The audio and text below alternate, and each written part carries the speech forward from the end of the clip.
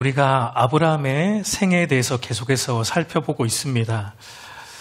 여러분, 정상적인 사람이라면 육체적으로나 지성적으로나 또 정서적으로나 정상적인 성장 과정을 거쳐서 어린아이에서 청소년으로, 그리고 청소년에서 청년으로, 또 청년에서 어른으로 이렇게 자라가는 것이 당연한 성장 과정입니다.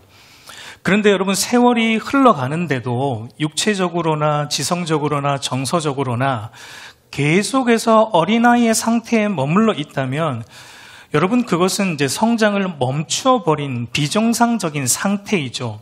그러니까 병적인 유아 상태에 계속해서 머무르고 있는 것과 같은 것이죠. 부모의 입장에서 생각해보면 그런 자녀를 보는 부모의 마음은 아마 가슴이 찢어지겠죠. 가슴이 아마 너무나 아플 것입니다. 여러분, 성경은 그리스도인들 중에도 그렇게 병적인 유아 상태의 신앙에 머물러 있는 자들이 있다라는 것을 말하고 있고, 그리고 그를 보시는 아버지 하나님의 마음도 그렇게 아파하신다라는 것을 성경은 우리에게 보여주고 있습니다.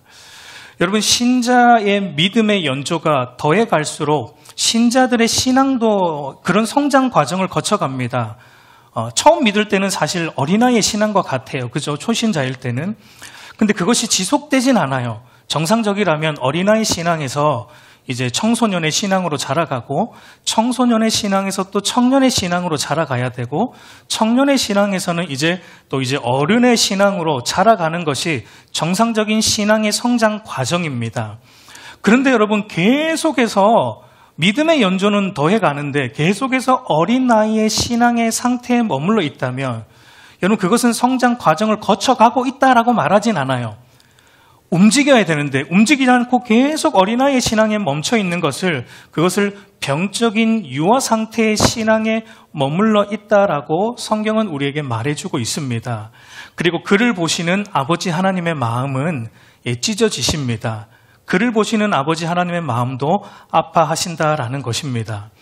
그런 맥락에서 사도 바울도 고린도 성도들에게 이렇게 말하고 있는 것을 보게 되는데, 우리 고린도전서 3장 1절을 보면은, 형제들아, 내가 신령한 자들을 대함과 같이 너희에게 말할 수 없어서 육신에 속한 자, 곧 그리스도 안에서 어린 아이들을 대함같이 하노라라고 말하는 것을 보게 됩니다. 그러니까 여러분, 바울의 말을 보면 고린도 교회 성도들의 영적 상태가 지금 어떤 상태라는 겁니까? 어린아이의 상태라는 것을 말하고 있어요. 물론 여러분, 성경에서 어린아이와 같다라는 것을 긍정의 의미로 쓸 때도 있습니다. 어떨 때 쓰냐면 어린아이의 순수함, 그러니까 그의 부모를 순수하게 믿고 전적으로 부모를 신뢰하는 측면에서 어린아이와 같다라는 것은 긍정의 의미이지만, 오늘 사도 바울이 고린도 교회 성도들에게 너희가 어린아이와 같다라고 쓰고 있는 표현은 그런 의미는 아니죠. 부정의 의미예요. 그러니까 영적으로 자라가지 않고 있는 너희가 어린아이와 같다라는 것을, 그러니까 영적 아버지로서 바울의 쓰라린 마음의 표현이 이 표현으로 나타나고 있는 것을 보게 됩니다.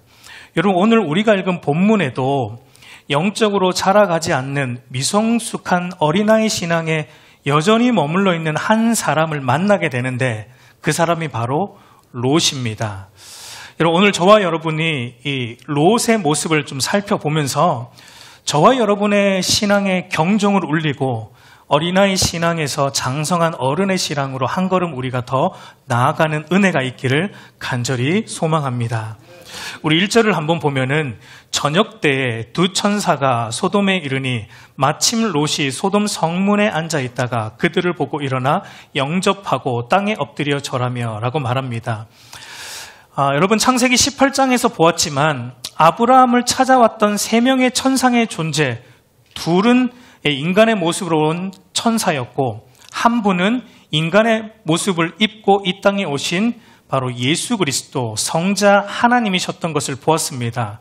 그리고 성자 하나님은 아브라함과 계속 대화를 이어가셨고, 그리고 2명의 천사는 이제 소돔을 향해 갔습니다. 소돔의 죄악상을 확인하기 위해 소돔을 향해 갔었어요.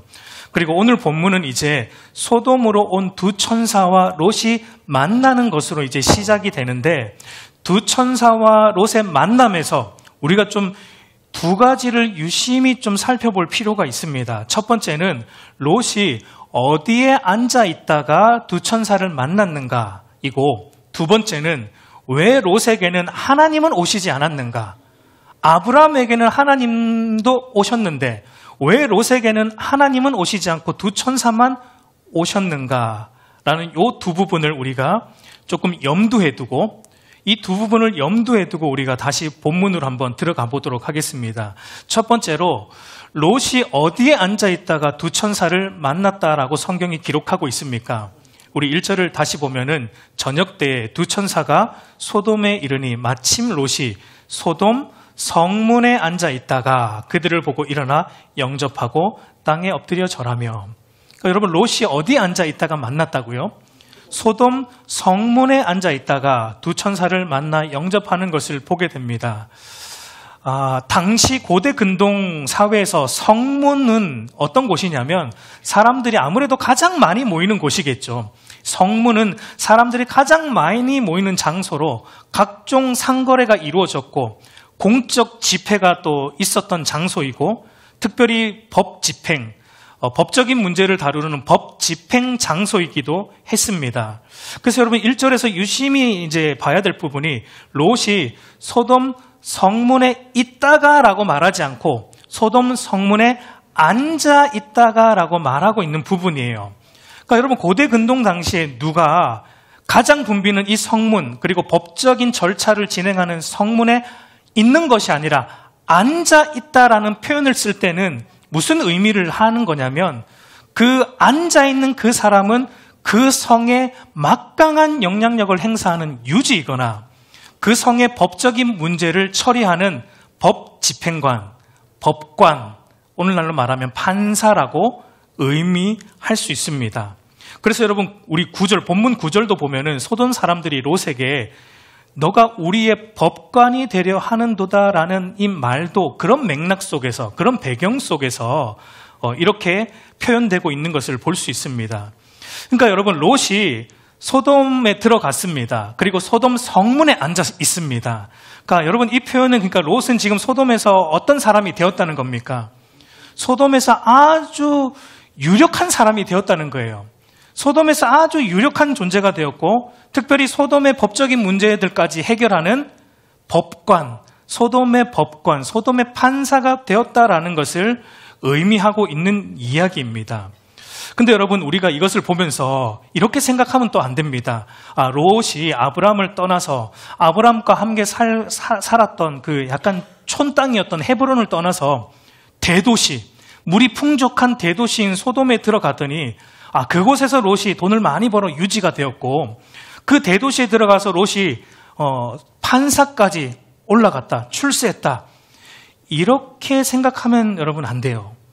물론 세상적으로 보면 맞습니다. 롯은 성공했고 세상적으로 출세한 것이 맞습니다. 그러나 여러분, 우리가 생각해야 되는 것은 롯은 하나님을 모르는 불신자가 아니라는 점을 우리는 생각해야 돼요.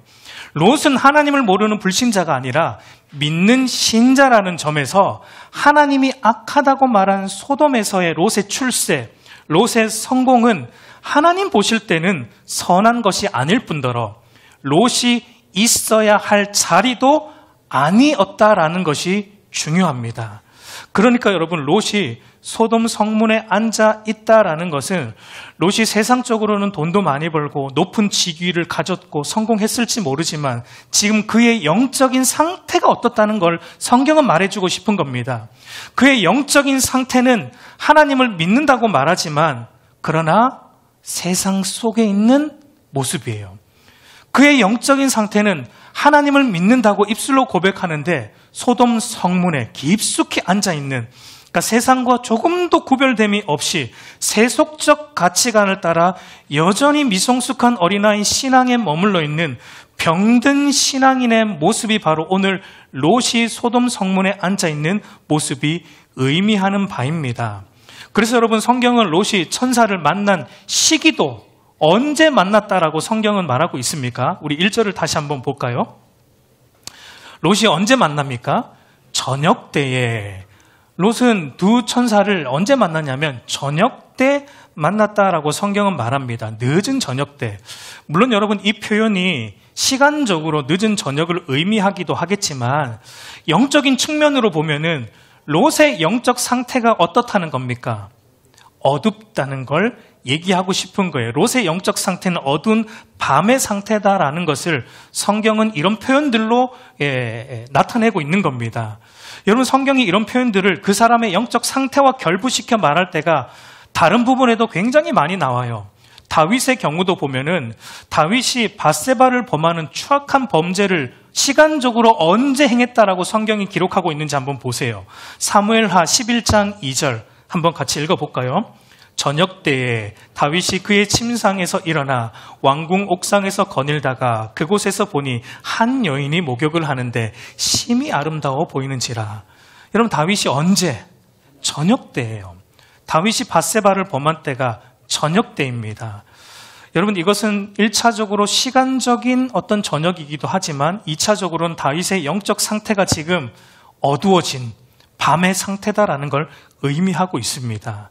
그래서 사도 바울도 낮과 밤을 영적인 상태에 빗대어서 이렇게 말해주고 있습니다. 데살로니가 전서 5장 5절과 6절을 보면은 너희는 다 빛의 아들이요 낮의 아들이라 우리가 밤이나 어둠에 속하지 아니하나니 그러므로 우리는 다른 이들과 같이 자지 말고 오직 깨어 정신을 차릴지니라.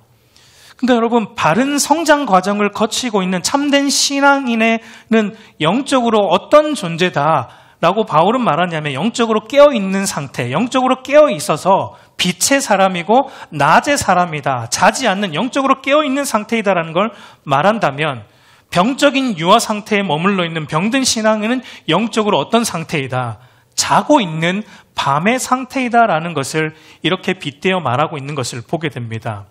여러분 그래서 성경이 너무나도 재미있는 것은 롯과 대조적으로 아브라함은 또 시간적으로 언제 두 천사와 하나님을 만났다라고 말하고 있는지 한번 보세요. 창세기 18장 1절과 2절 보면은 여호와께서 마므레의 상수리 나무들에 있는 곳에서 아브라함에게 나타나시니라.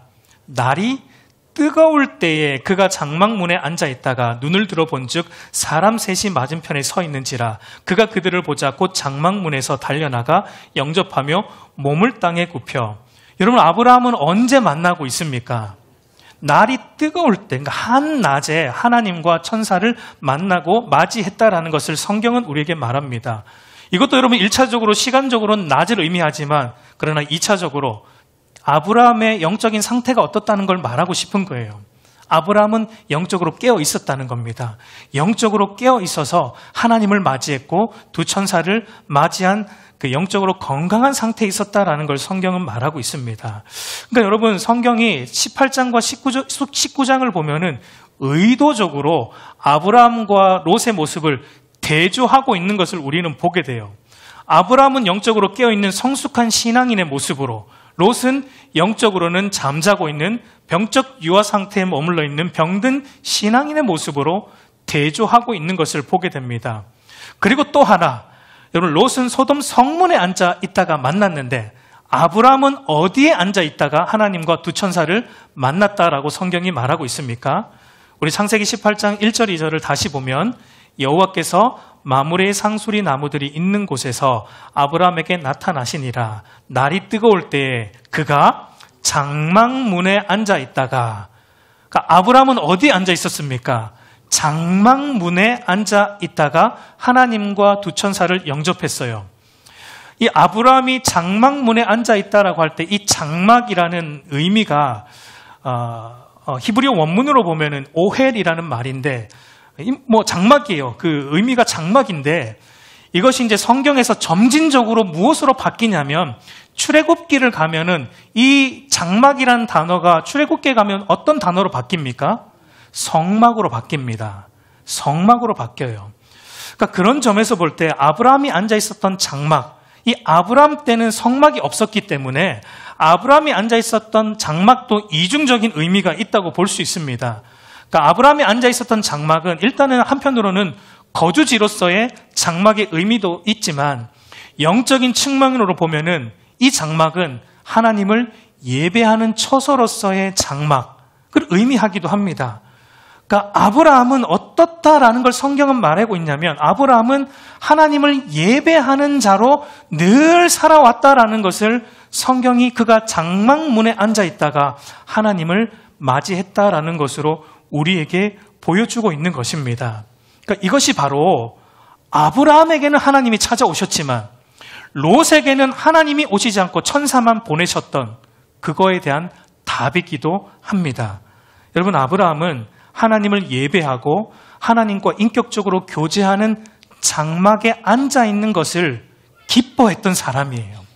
이 세상 어떤 것보다 하나님을 예배하고 하나님과 교제하고 하나님 말씀대로 살아가는 것을 어떤 것보다 기뻐하는 영적으로 깨어있는 신앙인이었다면 롯은 하나님을 예배하고 하나님과 인격적으로 교제하고는 그 장막에 앉아 있는 것보다는 롯은 밤늦게까지 어디에 앉아 있었다고요? 소돔 성문에 앉아 있었어요. 여러분, 늦었으면 집에 가야죠. 장막에 가야죠. 장막에 들어가서 가족들도 돌보고 가족들과 함께 예배도 아버지로서 그렇게 가정 예배도 인도해야 되는데 롯은 밤늦게까지 소돔 성문에 앉아 있었어요. 그러니까 롯은 무엇을 더 좋아했다는 얘기입니까? 그 소돔 성문의 자리, 내가 이 소돔의 법관이라는 이 자리, 내가 이 땅에서 성공했다라는, 돈을 많이 벌어 유지가 됐다라는 그 자리, 롯은 거기에 더 많은 관심이 있습니다. 내가 세상에서 성공했다라는 것, 내가 높이 올라갔다라는 것, 하나님과 함께하는 것보다 롯은 무엇이 더 기뻤냐면 내가 세상적으로 성공하고 세상적으로 잘 나가고 있는 것, 이게 롯은 더 기뻐했습니다. 여러분, 그렇기 때문에 사실 하나님은 롯에게 오시지 않았다라고 볼 수 있습니다. 여러분, 오늘 저와 여러분의 모습은 어떠합니까? 우리는 어디에 앉아 있는 것을 더 기뻐합니까? 소돔 성문입니까? 장막문입니까? 세상이 주는 기쁨의 자리보다 하나님을 예배하고 하나님과 인격적으로 교제하는 말씀의 자리, 말씀대로 살아가는 순종의 자리에 앉아있기를 우리가 더 기뻐하고 있습니까? 아니면 하나님을 예배하고 하나님과 교제하는 말씀의 자리, 순종의 자리보다는 롯처럼 세상적으로 더 잘 나가는 그 자리, 남들이 부러워할 만한 그 자리에 앉기를 더 기뻐하고 그런 자리로 더 나아가고 있습니까? 여러분, 하나님께서 장막에 앉은 아브라함에게 찾아오셨는데 소돔 성문에 앉은 롯에게는 하나님은 찾아오시지 않았다라는 이 점을 우리가 여러분 심각하게 생각해야 돼요. 무슨 말이냐면 이 세상 것보다 하나님과 그리스도를 아는 일과 믿는 일에 우선시하는 그리스도인들에게는 하나님이 어떻게 하신다는 얘기입니까? 날마다 찾아오시는 은혜가 임한다는 겁니다. 날마다 하나님이 그런 자들, 하나님을 간절히 찾는 자들에게 하나님은 날마다 찾아오셔서 하나님의 교제의 은혜, 풍성한 은혜를 날마다 그에게 채워주시고 또 채워주시는 거예요. 그러나 하나님과 교제하는 것보다는 세상 것이 더 좋아서 세상 자리에 더 앉아있는 롯과 같은 자들에게는 하나님이 찾아오시지 않아요. 그런 신앙인에게는 하나님의 교제 은혜가 뜨문뜨문하게 임하거나 아니면은 아예 일어나지 않는 것입니다. 그래서 여러분, 왜 쉽게 영적 침체가 옵니까? 하나님과 교제가 없기 때문에 신앙생활을 오래 해도 영적 침체가 자주 찾아오고, 그리고 예수 믿는 즐거움이 없어요. 교회는 수십 년 다녔는데 내가 왜 믿지? 어느 순간 현타가 오는 그런 지경에 이르는 거예요. 왜냐하면 하나님이 찾아오시지 않기 때문이에요. 하나님이 우리 안에 오셔서 영적인 깊은 은혜를 주셔야 되는데 이 롯과 같은 경우는 그 은혜가 찾아오지 않기 때문에 이런 영적 침체에 쉽게 빠지게 되는 것을 보게 되는 것입니다. 여러분, 롯이 소돔과 고모라로 간 이유가 무엇이었습니까? 잘 살기 위해 갔잖아요. 물이 더 풍족한 곳이라서 눈을 들어보니까 지금 아브라함이 있는 헤브론 땅보다는 소돔 땅이 물이 더 풍족하고 소돔은 여기보다는 대도시이고 훨씬 문명이 발달한 곳이라서 그 더 잘 살기 위해 갔는데, 그런데 여러분, 한번 재밌는 것은 아브라함과 롯이 하나님과 천사를 대접하는 모습도 성경이 대조해주고 있는데 한번 비교해 보세요. 우리 창세기 18장 6절에서 8절을 보면 아브라함이 하나님과 천사를 대접하는 모습은 이렇게 나옵니다. 아브라함이 급히 장막으로 가서 사라에게 이르되 속히 고운 가루 세 스아를 가져다가 반죽하여 떡을 만들라 하고, 아브라함이 또 가축대 있는 곳으로 달려가서 기름지고 좋은 송아지를 잡아 하인에게 주니 그가 급히 요리한지라. 아브라함이 엉긴 젖과 우유와 하인이 요리한 송아지를 가져다가 그들 앞에 차려놓고 나무 아래 모셔 섬에 그들이 먹으니라. 여러분, 저번에도 말씀드렸지만 고운 가루 세 스아가 3인분이 아니라 그랬죠. 거의 200인분, 300인분에 가까운 떡을 만들 수 있는 분량의 양이에요. 엄청나게 많은 양을 요리한 것이고, 그 외에도 최상급의 송아지 요리와 엉긴 젖과 우유를 배설한 것을 볼 때, 여러분, 아브라함은 어떻게 하고 있습니까? 하나님과 두 천사를 풍족하게 넘치는 최고의 식탁을 베풀고 있는 것을 보게 돼요. 물이 별로 없는 헤브론 땅에 살고 있는데 아브라함은 풍족하게 배설하고 있습니다. 그런데 여러분 보세요. 아브라함보다 더 풍족한 땅으로 찾아갈 롯은 어떻게 대접하고 있는지 한번 보세요. 오늘 본문 3절 말씀 우리 한번 같이 읽겠습니다. 롯이 간청하매 그제서야 돌이켜 그 집으로 들어오는지라. 롯이 그들을 위하여 식탁을 베풀고 무교병을 구우니 그들이 먹으니라. 여러분, 롯은 무엇으로 대접하고 있죠? 무교병으로 대접합니다. 이것밖에 없어요. 무교병. 무교병은 여러분 누룩을 넣지 않은 빵으로 아무 맛도 없는 빵입니다. 텁텁한 빵. 그러니까 롯은 대접하기는 하는데 어떻게 하고 있습니까? 너무나 인색하게 대접하고 있는 것을 보게 됩니다. 여러분, 식탁의 자리는 단순히 음식을 먹는 자리가 아니에요.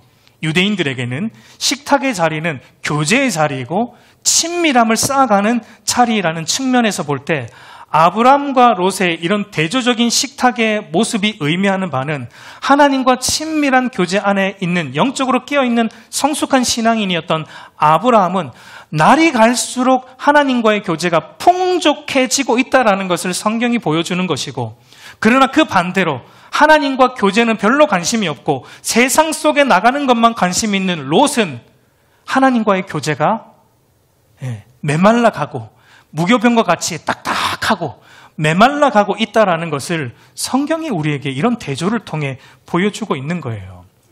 여러분, 그래서 그런 맥락에서 우리 주님도 달란트 비유에서 이런 말씀을 하셨습니다. 마태복음 25장 29절을 보면은 무릇 있는 자는 받아 풍족하게 되고 없는 자는 어떻게 된다고요? 그 있는 것까지 빼앗기리라 라고 말합니다. 이게 무슨 의미냐면 하나님을 간절히 사모하고 이 세상 어떤 것보다 하나님과 교제하는 것을 우선시하는 자는 어떻게 됩니까? 더 풍족하게, 더 받아 풍족하게, 하나님의 은혜를 더 받아 풍족하게 누리게 되지만, 하나님을 믿기는 믿는데 대충 믿고 대충 사모하고 적당히 믿고 적당히 사모하고 하나님보다 세상 것들을 더 사모하는 자들에게는 어떻게 된다고 말합니까? 있던 은혜도 언젠가는 빼앗기게 된다라는 것을 우리 주님은 말씀하고 있는 것입니다. 여러분, 이거 사실 무서운 얘기예요. 여러분, 롯은 아브라함과 함께 예배하는 장막에 머무는 것보다는 휘황찬란한 소돔의 도시로 들어가 성공하기를 바랬고, 소돔으로 들어가 그렇게 바라던 성공을 사실은 다 이루었습니다. 롯은 다 이루었어요. 사실은 유지가 되었고 법관이 되었습니다. 모든 성공을 롯은 다 이루었습니다. 그러나 롯은 무엇은 다 빼앗겼습니까? 세상적으로 다 이루었어요. 그러나 롯은 무엇을 다 빼앗겼습니까? 하나님과 교제하는 건 다 빼앗겼어요. 하나님 안에서 누리는 행복은 빼앗겼습니다. 하나님 안에서 맛보는 만족은 빼앗겼습니다. 하나님 안에서만 누릴 수 있는 안식과 기쁨은 롯은 다 빼앗겨 버렸다라는 것을 오늘 성경은 우리에게 보여주고 있습니다.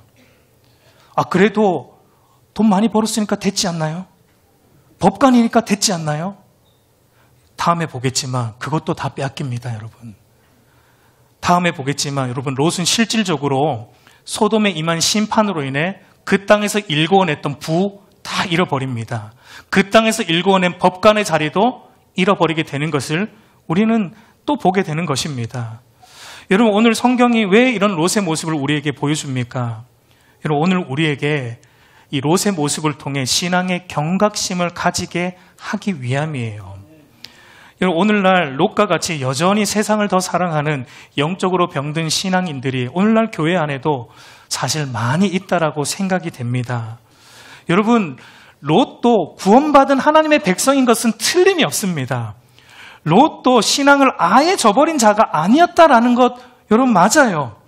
사도 베드로의 말에 의하면은 롯이 소돔 땅에 살면서 그냥 완전 세속적으로 살진 않았어요. 롯도. 롯 마음에 신앙이 있었습니다. 믿음이 있습니다. 그래서 롯도 이 소돔 땅에 들어가서 베드로의 말에 의하면 고통받았대요. 뭐 때문에? 믿음 때문에 고통을 받았어요. 믿는 자로 살아가면서 소돔 땅에서 롯 나름대로 고통을 받았어요. 괴로웠어요. 내가 믿음을 지켜야 되는데 괴로웠습니다. 롯도. 근데 문제가 무엇입니까? 딱 거기까지였다는 거예요. 괴로워하는 것까지였다라는 겁니다. 롯은 괴로워는 했는데 뭔 안 했다는 겁니까? 고치지는 않았다라는 것입니다. 롯이 소돔에서 믿는 신자로 살아가는 것 때문에 고통을 당했다면, 괴로웠다면 롯이 어떻게 했어야 맞습니까? 어떻게 했어야 맞는 거예요? 어떻게 했어야 맞는 겁니까? 그가 다시 소돔을 벗어나야 됐어야 맞아요. 소돔을 벗어나서 누구에게로 가야 돼요? 삼촌이 있는 아브라함이 있는 헤브론 땅으로 가야 하는 것이 맞는데 롯은 그 땅을 떠나지 못했습니다. 여러분, 헤브론이라는 말의 의미도 뭐냐면 교제라는 의미예요. 친교. 헤브론은 교제와 친교라는 의미입니다. 아브라함이 왜 그렇게 헤브론 땅을 고수하고 있는가?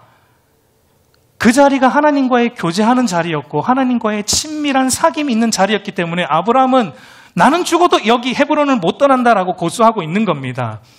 여러분, 롯이 악한 소돔에 살면서 믿음 때문에 고통당했으면 헤브론으로 돌아갔어야 돼요.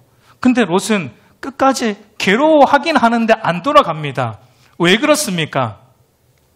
롯의 마음 중심에는 하나님을 알고 싶어는 하지만 그러나 그것보다 지금 롯의 마음 중심에는 뭐가 조금 더 크게 와 있는 거예요. 이 소돔에서의 그 이룬 성공과 이 법관의 지위가 롯에게는 더 크게 와 있었기 때문에 그가 그 자리를 쉽사리 떠나지 못했다라고 우리가 볼 수 있습니다. 여러분, 롯은 예수님을 따라가고 싶어 했습니다. 그런데 뭔 하기 싫어해요? 자기를 부인하고 자기 십자가 지는 건 또 하고 싶지 않았습니다. 롯은 하나님을 믿는 신자이긴 했지만 하나님과 세상을 동시에 가지고 싶은 그런 하나님과 세상을 겸하여 섬기고 싶은 반쪽짜리 신자였다라는 것을 성경은 우리에게 보여주고 있습니다. 롯의 마음에도 믿음 때문에 고민이 있고 또 늘 애를 썼지만 그러나 거기서 더 나아가지 않았다라는 것이 여러분 롯의 근본적인 문제이다라는 것을 보게 됩니다. 롯은 여러분 말로는 이런 얘기를 다 했어요. 롯도 소돔에 살면서 내가 지금보다 예배를 더 잘 드려야 되는데 내가 신앙생활 더 잘하고 싶어요. 하나님, 내가 예전에는 아브라함과 함께 있을 때는 내가 이렇게 하나님 예배했고 아브라함과 함께 있을 때는 내가 이렇게 신앙생활 했어요. 저 그렇게 할 수 있어요. 하나님, 그렇게 하고 싶어요. 이런 말을 롯도 다 했단 말입니다. 그런데 롯은 뭔 안 했다고요? 말로만 했지 고치고자 행동으로 신앙의 몸부림을 치지는 않았다라는 것입니다. 그래서 늘 현상 유지만 했다라는 것. 여러분, 이것이 오늘 본문이 보여주는 롯의 근본적인 문제입니다. 여러분, 어쩌면 오늘 저와 여러분의 모습 안에도 그런 모습이 있지 않습니까? 저도 마찬가지입니다. 우리 안에도 이런 모습이 여러분 있을 거예요. 우리도 말로는 여러분 그런 말을 하잖아요. 저 예전에 이렇게 신앙생활 했어요. 하나님, 저 더 열심히 하고 싶어요. 여러분, 우리가 말로는 다 이런 신앙에 대한, 왜 우리 안에 믿음이 있기 때문에 이런 신앙에 대한 고민을 다 합니다. 그러나 돌이키진 않아요. 근데 이렇게 말로라도 해야지 뭐가 와요, 우리 안에? 위안이 옵니다.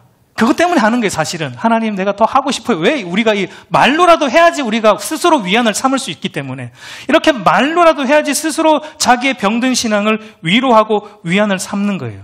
근데 실질적으로는 고치고 싶은 마음은 그다지 없는 것이 문제입니다. 왜냐하면 여전히 그 세상에서 일궈놓은 그 모든 것 사실은 내가 포기하고 싶지 않아요. 주를 따라가려면 일정 부분 포기해야 되는데 그거 하고 싶지 않기 때문에 말로라도 나를 위로하고 고치고는 싶지 않은 것이 어쩌면 롯의 모습이고 오늘 저와 여러분의 모습 안에도 있다라고 생각이 됩니다. 여러분, 우리가 그렇게 살면은 우리 삶이 어떻게 되냐면요, 우리가 어느 순간 거기에 젖어들어요. 그게 무서운 거예요.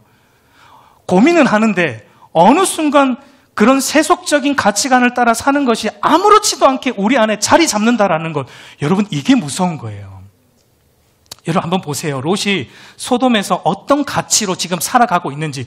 롯은 그리스도인입니다. 믿는 신자입니다. 구원받은 하나님의 백성이 맞아요. 그럼에도 롯이 어떤 가치를 따라 살고 있는지 한번 자세히 보세요. 우리 4절과 5절을 보면은 이렇게 말합니다. 그들이 눕기 전에 그 성 사람 곧 소돔 백성들이 노소를 막론하고 원근에서 다 모여 그 집을 에워싸고 롯을 부르고 그에게 이르되 오늘 밤에 내게 온 사람들이 어디 있느냐 이끌어내라. 우리가 그들을 상관하리라. 여러분, 롯의 집에 온 천사, 그러나 인간의 모습으로, 남성의 모습으로 왔을 것이기 때문에 이 소돔 사람들이 이 두 사람을 보고 끄집어내라. 여러분, 천사가 인간의 모습을 입고 왔으니까 아마 굉장히 잘생겼을 것입니다. 성경에는 안 나오지만 어쨌든 굉장히 아름다운 모습이었을 거라고 추측을 하게 돼요. 그러니까 소돔 사람들이 보고 거기에 반했습니다. 그 두 남자를 끄집어내라. 상관하겠다. 상관하겠다라는 말이 성경이 사실 좀 부드럽게 번역을 했는데 이 원래 의미가 성관계를 맺겠다, 이런 의미입니다. 그러니까 지금 소돔 사람들이 원근에서 소돔에 있는 모든 동네 사람들이 다 모였습니다. 뭐 하려고? 이 두 남성의 모습으로 온 천사를 하고 뭐 하려고? 성적 관계를 맺기 위해서 끄집어내라 라고 지금 소돔 사람들이 말하고 있는 거예요. 여러분, 하나님이 왜 소돔을 심판할 수밖에 없는가? 이런 모습 때문이에요. 이건 하나의 단면적인 소돔의 죄악상에 대한 단면의 모습이에요. 이것 외에도 소돔의 죄악은 너무나 하나님이 이제는 참을 수 없을 만큼 죄가 관영했기 때문에 하나님은 심판하시는 겁니다. 어쨌든 여러분, 소돔의 모든 남녀노소를 불구하고 어린아이, 어른 불구하고 모든 소돔 사람들이 다, 물론 다는 않았겠지만 어쨌든 그 남성과 동성 성관계를 하겠다라고 끄집어내라라고 말하고 있습니다. 그때 여러분, 롯이 어떻게 하는지 보세요. 6절과 7절을 보면 롯이 문 밖에 무리에게로 나가서 뒤로 문을 닫고 이르니 청하노니 내 형제들아, 이런 악을 행하지 말라. 롯이 뭐라고 말하죠? 이런 악을 행하지 말라. 롯은 믿는 신자입니다. 롯은 믿음이 있는 자이기 때문에 이것을 악으로 보고 있습니다. 그래서 말리는 거예요. 이런 악을 행하지 말라. 비록 롯의 신앙이 좀 미성숙하긴 했지만 그래도 그 안에 믿음이 있기 때문에 이게 죄라는 것은 알고 있고 그것을 말리고자 애를 쓰고 있는 모습을 보게 돼요. 근데 여기까지는 좋습니다. 그런데 그 다음이 문제입니다. 그 다음은 우리가 정말 상상할 수 없을 정도로 충격적인 말을 롯이 하는 것을 보게 되는데 8절 한번 같이 읽어보겠습니다. 내게 남자를 가까이 아니한 두 딸이 있노라. 청하건대 내가 그들을 너희에게로 이끌어내리니 너희 눈에 좋을 대로 그들에게 행하고 그 사람들은 내 집에 들어왔은즉 이 사람에게는 아무 일도 저지르지 말라. 여러분, 지금 롯이 어떻게 하고 있습니까? 소돔 사람들로부터 두 천사를 보호하기 위해서 누구를 내주고 있는 거예요? 자기의 두 딸을 그 사람들에게 강간의 대상으로 내어주는 것을 보게 됩니다. 여러분, 위험을 무릅쓰고 두 천사를 보호하겠다라는 거 잘한 일이지만 그러나 자기의 두 딸을 내어주는 건 여러분, 이거 우리가 이해할 수 없는 일입니다. 그렇게 해서는 안 되는 일이에요. 여러분, 롯의 이런 말도 안 되는 행동을 우리가 어떻게 이해할 수 있습니까? 롯이 왜 이렇게 하고 있는 거예요? 여러분, 롯은 어느 순간 자기도 모르게 소돔의 가치관에 물들어 있었기 때문이에요. 미성숙하긴 했지만 어쨌든 롯도 신앙인으로서 천사들을 보호하고 동성 간의 성착취를 악으로 보고는 있지만 무엇은 허용하고 있는 겁니까? 남자가 여자를 대상으로 성착취하는 것 정도는 어느 정도 이해할 수 있겠다. 지금 롯이 지금 타락한 소돔의 가치관에 어느 순간 자기도 모르게 여기까지는 타협하고 있는 겁니다. 여기까지는 허용하고 있기 때문에 롯이 아무렇지도 않게 자기 딸들을, 그것도 정원한 남자가 있는 자기 딸들을 소돔 사람들에게 성착취의 대상으로 내어주고 있는 것을 우리는 보게 되는 거예요. 여러분, 믿는 신자로서 하나님 말씀에 근거해서 롯이 해야 되는 일은 자기가 죽더라도 말려야 돼요. 두 천사도 보호하고 자기 딸들도 보호하고 어떻게든 순교하는 일이 있어도 말렸어야 됩니다. 근데 롯은 어떻게 한다고요? 한편으로는 어느 정도의 신앙의 모습은 있지만 그 다음은 소돔의 타락한 가치관에 롯이 순응하고 타협하고 있는 모습을 우리가 보게 되는 것입니다. 여러분, 이것이 우리가 세상 속에서 살아가지만 세상에 속한 자로 살아서는 안 되는 이유입니다. 우리는 세상을 등지고 살 수는 없습니다. 우리는 세상 속에 빛이 되어야 되고 세상 속에서 살아야 돼요. 그러나 세상 속에 살지만 우리가 세상에 속한 자로는 살아서는 안 되는 것입니다. 세상의 가치관, 세상의 문화에 동화되어서는 안 되는 거예요. 사도 바울의 말처럼 이 세대를 본받지 말아야 됩니다. 우리는 하나님의 선하고 기뻐하고 온전한 뜻을 따라 살아야 되는 것입니다. 여러분, 우리가 세상 속에서 살아가면서 세상과 동화되어 버리면, 세상의 문화와 가치관에 동화되어 버리면 우리도 어느 순간 롯과 같은 행동을 할 수 있습니다. 롯처럼 일정 부분 우리의 신앙과 믿음을 좀먹는 행동들을 롯처럼 얼마든지 할 수 있어요. 더 무서운 것은요, 여러분, 그게 죄인지도 모르고 한다는 겁니다. 왜냐하면 영적으로 우리가 잠들었고 어느 순간 거기까지는 허용되는 신앙의 수준으로 우리가 영적으로 내려왔기 때문에 그것이 하나님 앞에 죄인 것을 모르고 우리가 그 일들을 할 수 있다는 것이 더 큰 문제입니다. 여러분, 오늘날 많은 그리스도인들이 예수도 잘 믿고 이 세상 것들이 주는 유익과 기쁨도 다 누리며 사는 하나님과 세상을 둘 다 가지려는 혼합주의 신앙의 방식을 취하려고 합니다. 예수 잘 믿어 부자 되고, 예수 잘 믿어 병도 낫고, 예수 잘 믿어서 하는 일이 다 잘 되는, 세상에서 출세하는, 마치 그것을 기독교 신앙인 것처럼 오해했던 시대가 있었고 오늘날도 그런 오해가 여전히 기독교 안에 뿌리 박혀 있는 것도 사실입니다. 그러나 여러분, 성경은 그것을 기독교 신앙이라고 말하지 않습니다. 왜냐고요? 예수님이 이렇게 말씀하셨기 때문이에요. 마태복음 6장 24절 우리 한번 같이 읽겠습니다. 한 사람이 두 주인을 섬기지 못할 것이니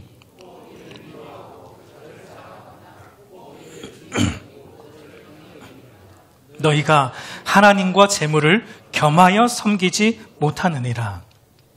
너희가 하나님과 재물 곧 세상을 겸하여 섬기지 못하느니라. 여러분, 참된 기독교 신앙은 원웨이예요. 원웨이 신앙입니다. 오직 한 길로 가는 신앙이에요. 하나님만 섬기든지 아니면 세상만 섬기든지 둘 중에 하나만 택일해야 되는 원웨이 신앙이에요. 자기를 부인하고 자기 십자가를 지고 예수님을 따라가든지 아니면 자기 부인하기 싫으면 사실 그건 예수님 안 따라가는 것과 같은 것이죠. 세상에서 내가 원하는 거 다 하고 세상에서 내가 취하고 싶은 거 다 취하면서 나를 부인하는 일은 조금도 하지 않으면서 주님을 따라가는 것 불가능합니다, 여러분. 그거 여러분, 성경은 그거 기독교 신앙이 아니라고 말하고 있는 거예요. 여러분, 여호수아가 그 인생 말년에 이스라엘 백성들에게 남긴 유언도 무엇이었습니까? 오직 나와 내 집은 여호와만 섬기겠노라. 너희가 이 신을 섬기든지 아니면 여호와를 섬길지 택하라. 둘 다 못 섬긴다는 거예요. 오직 나와 내 집은 여호와만 섬기겠노라. 그게 기독교 신앙입니다. 기독교 신앙은 오직 그리스도만 섬기는 신앙이에요.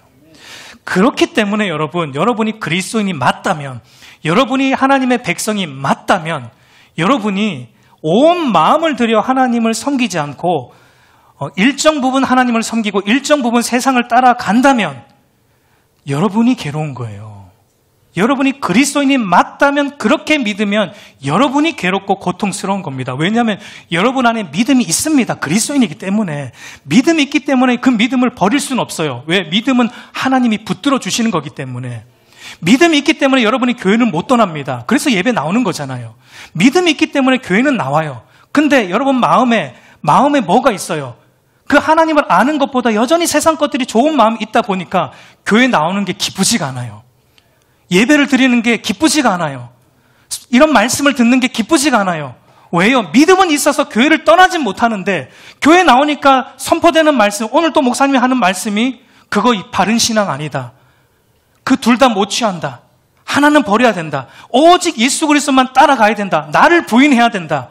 세상 것도 동시에 취할 수 없다. 오직 예수 그리스도만 따라가야 된다. 지금 나는 뭐 하고 싶은데요? 둘 다 취하고 싶은데, 근데 주일날 나오니까 우리가 섬기는 하나님은 이걸 원하시고, 선포되는 말씀은 오직 한 길의 복음만이 선포되니까 이게 괴로운 겁니다. 예배가 그래서 기쁘지 않고 예배 시간이 괴로워요. 설교 시간이 괴로워요. 내 마음이 두 마음으로 나눠져 있기 때문에 괴로운 거예요. 그러니까 여러분이 그리스도인이라면 전심으로 믿으세요. 반심으로 믿으면 여러분이 괴로운 거예요. 하나님이 다루어 가시는 과정 속에 있기 때문에. 지난 오후 예배 때도 말했지만 여러분, 믿을 거면 제대로 믿으셔야 돼요.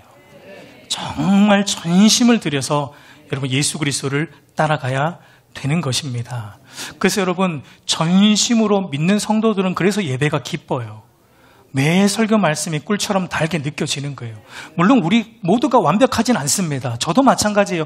완벽한 사람이 어디 있어요? 하나님 말씀 앞에 누가 완벽해요? 그러나 마음을 쏟기를 원하는 거예요. 마음을 쏟아서 하나님을 더 알기를 하고, 더 알기를 원하고, 마음을 쏟아서 전심으로 주를 쫓아가려고 하는 마음이 우리 속에 불일 듯 일어나는 신자라면 예배가 기쁘죠.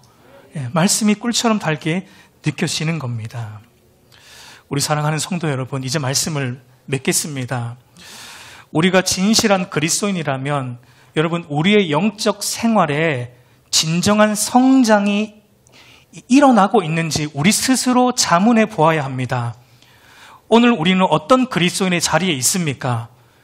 아브라함처럼 하나님과 그리스도를 알고 믿는 데서 오는 기쁨과 유익을 이 세상 어떤 것보다 기뻐하고 그것을 구하는 장막에 앉아, 예배의 자리에 앉아 있는, 말씀의 자리, 순종의 자리에 앉아 있는 것을 여러분 우리가 더 기뻐하고 즐거워하고 있습니까? 아니면 여전히 롯처럼 하나님과 그리스도를 알고 믿는 데서 오는 기쁨, 유익을 내가 부정하는 건 아니지만, 그걸 어느 정도 추구는 하지만, 그러나 그것보다는 여전히 이 세상의 것들, 이 세상에서 잘 먹고 잘 사는 것들, 이 세상에서 주는 유익과 기쁨이 더 즐거워서 그 세상으로 더 나아가고 싶은 그런 자리에, 혹시 성문의 법관의 자리에 앉아있기를 여러분 더 즐겨하고 있지는 않습니까?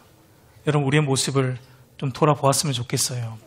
우리 안에 영적인 성장이 일어나고 있다면 우리는 롯이 취했던 이런 신앙의 방식을 버리게 될 것입니다. 이 세상에 어떤 것보다 하나님과 그리스도를 알고 믿는 데서 오는 기쁨과 유익을 구하게 될 것입니다. 그 자리를 사모하게 될 것입니다. 그리고 여러분, 무엇보다 중요한 것은요, 우리 아버지 하나님이 저와 여러분을 그 자리로 오도록 날마다 초청하고 있다는 거예요. 강제로 끄집고 가진 않으세요. 하나님이 인격적이신 분이기 때문에. 근데 여러분, 더디게 올 때 하나님의 마음이 아프세요. 여러분이 더디게 올 때 하나님의 마음이 아프세요. 빨리 오기를 원하세요. 하나님께서 그 자리로 나와서 이제 어린아이의 신앙에서 좀 장성한 신앙으로 자라서 하나님과 이제 독대할 수 있는 신앙, 하나님과 더 큰 뜻을 서로 나눌 수 있는 그 신앙. 어린아이 때는 그저 먹는 거 달라고 했는데 이제 장성한 어른처럼 하나님의 뜻을 알고 구하는 그 신앙, 그 신앙으로 저와 여러분들을 하나님이 초청하고 있습니다. 그 하나님께로 여러분 나아오시기를 우리 주님의 이름으로 축복합니다.